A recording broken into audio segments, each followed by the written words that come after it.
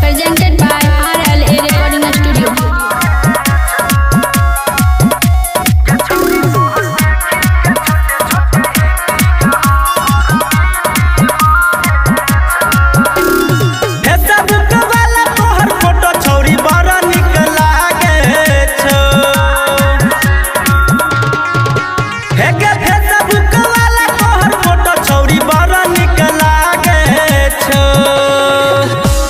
छौरी तोहर देखी के छोटे छोटे ही पी गया हमारा बीपी बारे गे छौरी तोहर देखी के छोटे छोटे ही पी गया हमारा बीपी बारे DJ साजन राजा।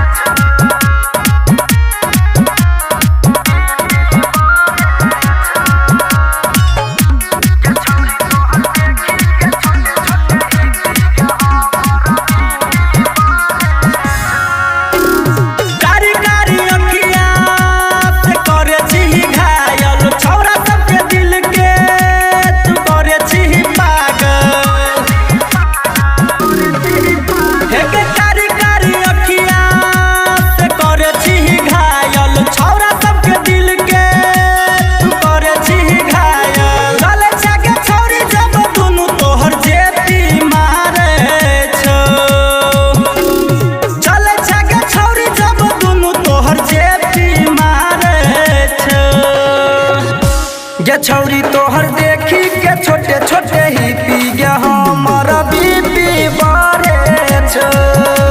गे छौरी तोहर देखी के छोटे छोटे ही पी गया हमारा बीपी बारे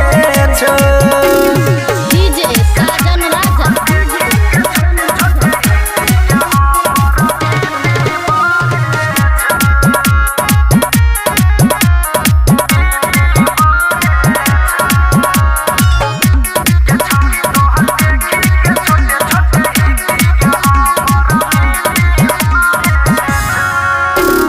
छोटे छोटे कपड़ा से भेला मशहूर गे ऐसा में छौरी तू खाली रहे छही चूर गे छोटे छोटे कपड़ा से भेला मशहूर गे ऐसा में छौरी तू खाली रहे छही चूर गे नीति सकीर से लगे छौरी तोहर बीपी जाचे नीति सकीर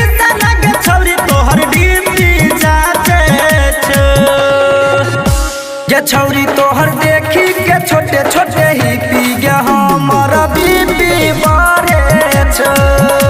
गे छौरी तोहर देखी के छोटे छोटे ही पी गया हमारा बीपी बारे